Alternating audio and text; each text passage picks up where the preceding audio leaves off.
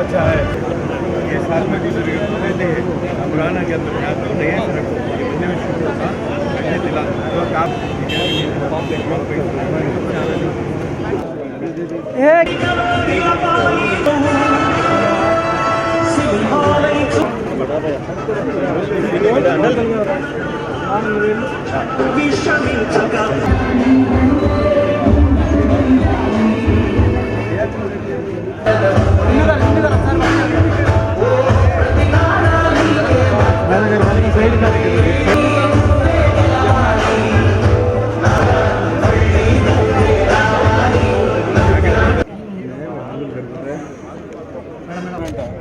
అలాంటివన్నీ పెట్టుకోదు నీకో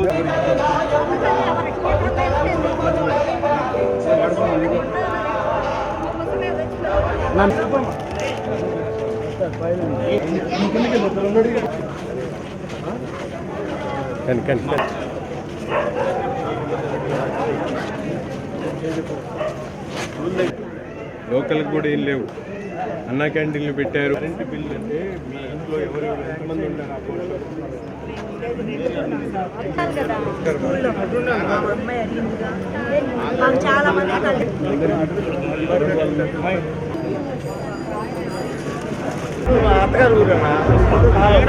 సార్ మీ దగ్గర జరిగింది. ఓకే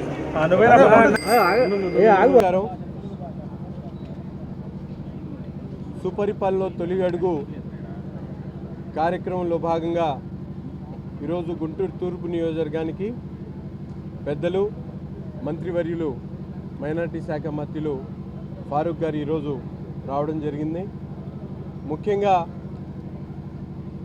ఈ సంవత్సర కాలం పరిపాలనలో కూటమి ప్రభుత్వం ఏర్పడ్డ తర్వాత ప్రజలకు ఇచ్చినటువంటి వాగ్దానాలను పూర్తిగా ఒక్కొక్కటిగా నెరవేర్చుకుంటూ ఈ సంవత్సరంలో ముఖ్యంగా సూపర్ 6 పథకాలు ఏవైతే పెన్షన్ల దగ్గర నుండి అన్నా క్యాంటీన్ల దగ్గర నుండి అలాగే తల్లికి వందనం పేరుతో 65 లక్షల మందికి ప్రతి ఇంట్లో కూడా చదువుకున్నటువంటి ప్రతి ఒక్కరికి కూడా ఆర్థికంగా 13,000 రూపాయలు వాళ్ళ ఖాతాకి జమ చేసినటువంటి పరిస్థితులు. అంతేకాకుండా అభివృద్ధి కార్యక్రమాల్లో కూడా గత ప్రభుత్వంలో కూడా తట్టమట్టి వెళ్ళినటువంటి పరిస్థితులు ఉంటే ఈరోజు గుంటూరు నగరంలో ముఖ్యంగా నలుమూలల కూడా అభివృద్ధి కార్యక్రమాలతో పాటు రోడ్లు మరమ్మతులు కానీ డ్రైన్లు కానీ వీధి దీపాలు కానీ ప్రజలకు అవసరమైనటువంటి ప్రతి ఒక్క కార్యక్రమాన్ని చేస్తూ ముందుకు సాగుతున్నటువంటి పరిస్థితులు ఉన్నాయి.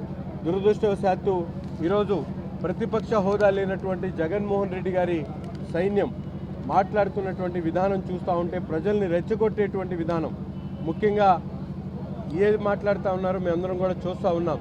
లిక్కర్ స్కాముల్లో దొంగలుగా ఉన్నటువంటి జగన్ ముఠా ఈరోజు దోచుకున్నటువంటి సొమ్మును దుబాయ్ లాంటి దేశాల్లో అక్రమంగా దాచిపెట్టినటువంటి పరిస్థితులు బయటపడతా ఉంటే నిజంగా ప్రజా జీవితంలో ఉన్నటువంటి జగన్మోహన్ రెడ్డి ఈరోజు శాసనసభ్యుడికి కూడా అర్హుడు కాడనేటువంటి విషయాన్ని ప్రజలు చెప్తున్నటువంటి పరిస్థితులు ఉన్నాయి. ముఖ్యంగా కూటమి ప్రభుత్వం ఏర్పడి ఈ సంవత్సరంలో ప్రతి ఒక్క కార్యక్రమాన్ని కూడా నెరవేర్చి ప్రజల దగ్గరికి వెళ్ళి వారి కష్ట సుఖాలను వారి పడుతున్నటువంటి ఇబ్బందులను ఈ ప్రభుత్వం చేసినటువంటి కార్యక్రమాలని వివరించడానికి గౌరవ ముఖ్యమంత్రి గారి ఆదేశాల మేరకు ఈరోజు రాష్ట్ర వ్యాప్తంగా ప్రతి ఒక్క నియోజకవర్గంలో కూడా క్షేత్రస్థాయిలో కూటమి నాయకత్వం యావత్తు కూడా ప్రజల దగ్గరికి వెళ్ళి వారితో పాల్పంచుకొని వారి విషయాలను తెలుసుకోవడమే కాకుండా ముఖ్యంగా మంత్రులను ఈరోజు ఒక్కొక్క నియోజకవర్గానికి పంపించి అక్కడ ఉన్నటువంటి ఫీడ్బ్యాక్ని తీసుకొని మరింత మెరుగైనటువంటి పరిపాలన అందించేటువంటి విధంగా ఈరోజు కార్యక్రమాన్ని తీసుకోవడం జరిగింది. ముఖ్యంగా గుంటూరు నగరానికి సంబంధించి గత కొంతకాలంగా అంటే దాదాపు ఒక 2 దశాబ్దాలుగా ఇళ్లల్లో ఉంటున్నటువంటి వాళ్ళకి పట్టాలు లేవు, బీఫామ్స్ కూడా లేనటువంటి పరిస్థితులు ఉన్నాయి. అటువంటి వాళ్ళందరూ కూడా ఈ ప్రభుత్వంలో ఆ కార్యక్రమం పూర్తవుతుందనేటువంటి ఒక ఆలోచనతో ఉన్నారు. తప్పకుండా వారి నమ్మకాన్ని మమ్ము కాకుండా ఒక సమగ్ర సర్వే నిర్వహించి ప్రతి ఒక్క అర్హుడైనటువంటి వాడికి కూడా తప్పకుండా బీఫామ్స్ ఉన్నటువంటి వాళ్ళకి రిజిస్ట్రేషన్, అలాగే ఎటువంటి ఆధారం లేనటువంటి వాళ్ళందరికీ కూడా పొజిషన్ సర్టిఫికేట్ ఇప్పించేటువంటి కార్యక్రమంతో పాటు హౌసింగ్ లోన్స్ కావాలని చెప్పి అడుగుతూ ఉన్నారు. ఇవన్నీ కూడా ప్రభుత్వం 1 by 1 చేస్తూ ఉంది. ఇప్పటికే అనేక మందికి ఇళ్లకి సంబంధించినటువంటి కట్టుబడి చేసుకోవడానికి డబ్బులు ఇవ్వడం, అంతేకాకుండా ప్రధానమైనటువంటి సమస్యలు ఇదొకటి.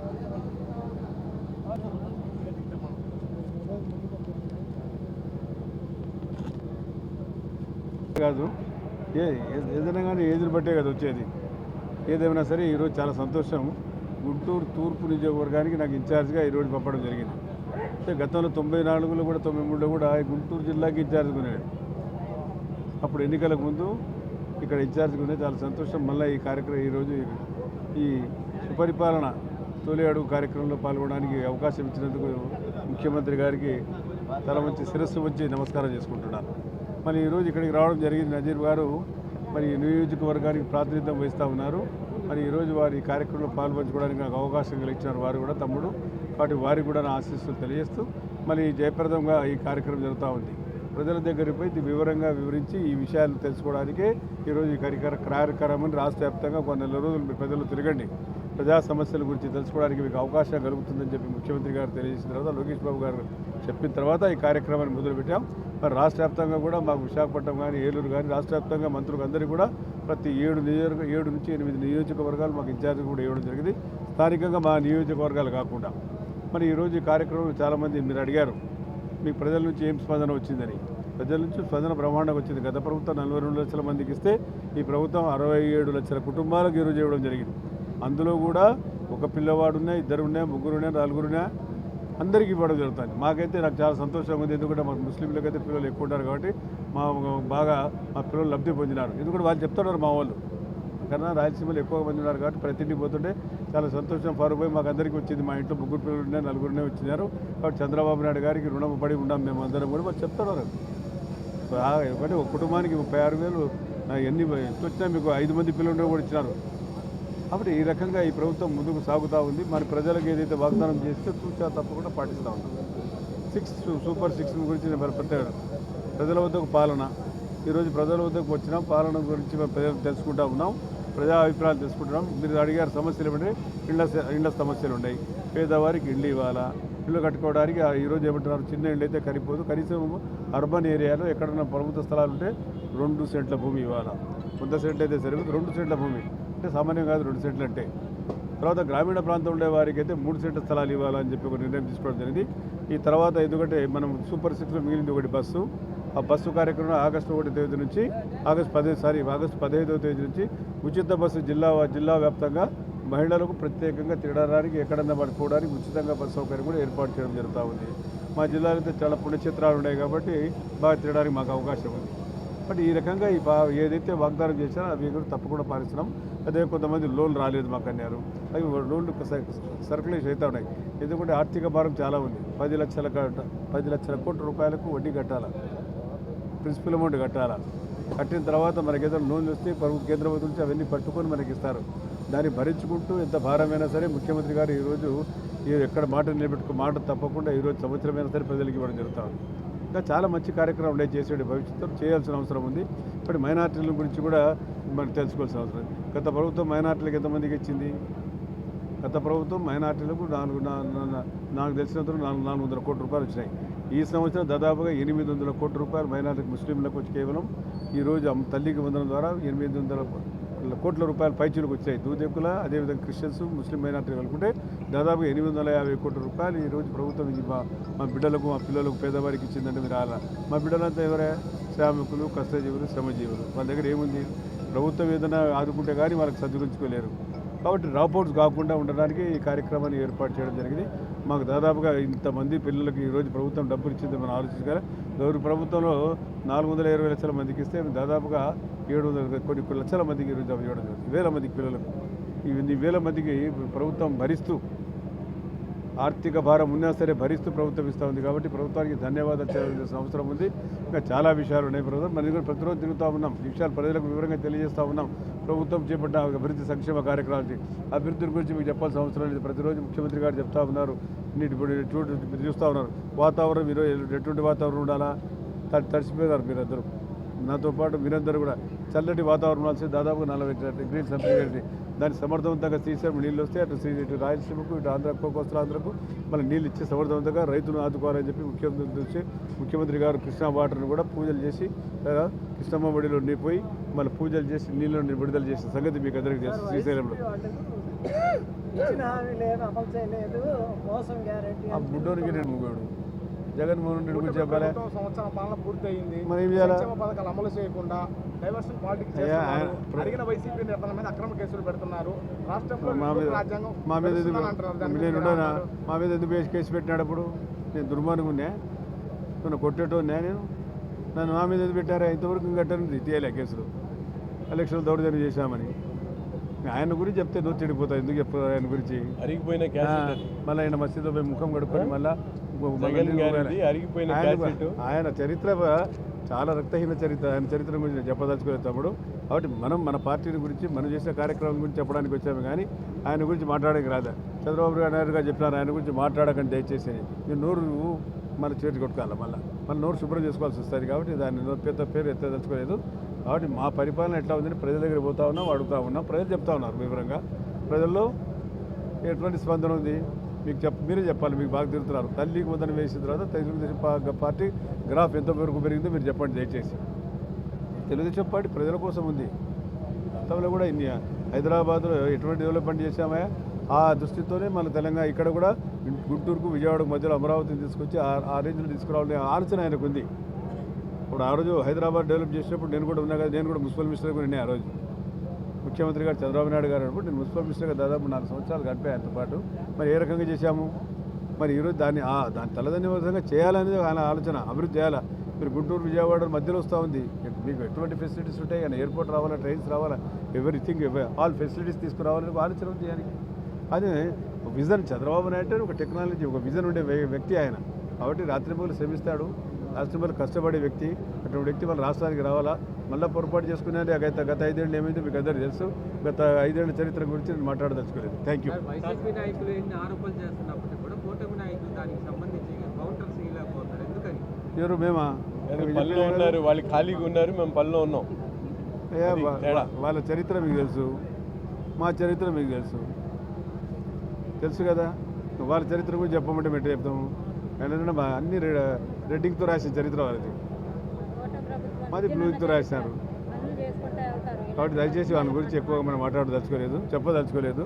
మీకు అందరికీ బాగా తెలుసు, మేము అధికారం లేనప్పుడు ఏ రకంగా మాట్లాడారు, మీరేనా కదా విజిల్స్ వేశారు. ఏ భాష మాట్లాడాలనో ఒక వ్యక్తి ఎట్లా మాట్లాడాలో తెలియాలి కదా. ఒక ముఖ్యమంత్రిగా చేసిన వ్యక్తి ఎట్లా మాట్లాడతాడు, అతనికి ఏ గ్రాఫ్ ఉండాలా, ఎటువంటి ఆలోచనలు ఉండాలా అని వచ్చినప్పటి నుంచి నా మెడికల్ పెరుకు అంటాడు, లేకపోతే పోలీసులు గుడ్డలు ఇప్పుతానంటాడు. ఇదే మాట్లాడేది ముఖ్యమంత్రి. ఎవడన్నా భారతదేశం ఇట్లా మాట్లాడుతున్నాడు, ఎక్స్పీరియన్స్ చూపిస్తారు. మీరు చెప్పాలి, మీరే ఎవడన్నా మాట్లాడారు ఇట్లా ఈ రకంగా. అధికారం లేనప్పుడు సహనం కోల్పోతే నన్ను ఏం చేయమంటారు, దాన్ని ఇవ్వడం చేయరు. నేను కూడా నేను మీకు అందరికీ తెలుసు, చిరుపరిచేస్తూనే నేను ఇప్పటి నుంచి కాదు దాదాపు ఎన్ని నుంచి ఉన్నాను. ఎప్పుడైనా స్నానం కోల్పోయినానా? ఎన్టీ రామారావు గారితో పాటు మంత్రి చేసినాను నేను ఎక్కడైనా స్నానం కోల్పోయినా మీరు చెప్పాలి మరి. కాబట్టి అధికారులు లేనప్పుడు సహనం ఉండాలా, ఓపిక ఉండాలా. అంతేగాని ఇష్టం వచ్చిన మాట్లాడుతూ పడడానికి ఎవడున్నాడు ఈ రోజుల్లో. కాబట్టి ఇవన్నీ మీకు అన్నీ బాగా తెలుసు, నేను చెప్పాల్సిన అవసరం లేదు. కాబట్టి ఈరోజు నజీర్ భాయ్ గారు మంచి అవకాశం కలిగించారు. మన మేయర్ గారు ఉన్నారు, డిప్యూటీ గారు, ఈ అమ్మాయి ఇన్ఛార్జ్ చెప్పారు అమ్మా Sindhu. Thank you very much. ఎందుకంటే వాళ్ళు కోఆపరేట్ చేసినందుకు చాలా సంతోషం అని చెప్పి ముఖ్యంగా తెలుసు. మీ అందరికీ తెలుసుకుంటే రిపరిపా అంటారు. మేము ఇట్లాంటిది చూసి చాలా అయిపోయినాం. మేము కూడా రాయలసీమ పేరు నామకరణం చేసే కాడి పుట్టింది నిజాలైన అది. ఇవన్నీ చూస్తే చాలా అయిపోయినాయి. ఇవన్నీ ఏం జరగవు. అందరి ఈయన రప్పరపై నేను చేస్తాను. రప్పరపై ఈయన ప్రసంగతి ఉంది. ఈ రోజుల్లో ప్రజల దగ్గర ఎట్లా ఉండాలా, ప్రజలతో ఎట్లా మాట్లాడాలా, ప్రజల దగ్గర ఎటువంటి రిసీవ్ చేసుకోవాలి, ఆశీర్వాదాలు ఇసుకోవాలి. నీ ప్రజలు తిరుగుతూ పెట్టా రప్పరప్ప అంటే ఎవరి గొంతుకు వస్తావు, ఎవరికి ఏం డైలాగ్ అది. ఇప్పుడు మన పవన్ కళ్యాణ్ గారు చెప్పారు, డిప్యూటీ సీఎం గారు, ఈ సినిమాలకు పనికి వస్తాయి కానీ డైలాగ్ గురించి నిజ జీవితంలో పనికి రావని చెప్పి దాని గురించి పెట్టుకోండి. నిరుద్యోగ యువతకు సంబంధించి ఉపాధి కల్పన కూటమి సార్ నిరుద్యోగ యువతకు సంబంధించి సరే డిఎస్సి పెట్టారు కదండి బాబు. డిఎస్సి ఇంటర్వ్యూలు జరిగినాయి. ఎంతకని ఎవరు చేస్తాడు? 16,400 ఉద్యోగాలు కల్పించాలని కదా లోకేష్ బాబు గారు బాధ్యతలు చెప్పింది. అది పాటిస్తున్నాం కదా తూచా తప్పకుండా. ఎంతమందికి మళ్ళీ పోలీసు వాళ్ళు కూడా ఇస్తామని చెప్పడం జరిగింది. ఇవన్నీ ఏ ప్రభుత్వం వచ్చిన తర్వాత జరుగుతూ ఉంది. 20 లక్షల ఉద్యోగాలు ఇస్తున్నాం. అవునవును, గవర్నమెంటే కాదు, 20 లక్షల ఉద్యోగాలు అంటే మీకు ఎంప్లాయ్మెంట్ క్రియేట్ చేయాలి. మాకు ఏదో ఒక పని కలిగేయాలి మీకు. కాబట్టి ఇండస్ట్రీస్ రావాలా, ఫ్యాక్టరీస్ రావాలి, మీకు అందరికి ఉద్యోగాలు రావాలనేది కాదు తిప్పలు పడుతుండేది. అమరావతి 8,000 ఎకరాలు తీసుకుంది. ఎంప్లాయ్మెంట్ అంటే ఏమి, ఉద్యోగం అంటే ఏమిటి, ఎంప్లాయ్మెంట్ క్రియేట్ చేయాలా. ఎంప్లాయ్మెంట్ క్రియేట్ చేయాలంటే ఏదో ఒక పనికి ఆహారము, ఉపాధి కలిగిస్తేనే కదా ఉపాధి అనేది. కాబట్టి ఏదో ఒక కలిగేయాలనే కదా ఉండేది. సంవత్సరం కాలే. కాబట్టి చాలా సంతోషం మీ అందరి దగ్గర thank you very much once again. Thank you very much.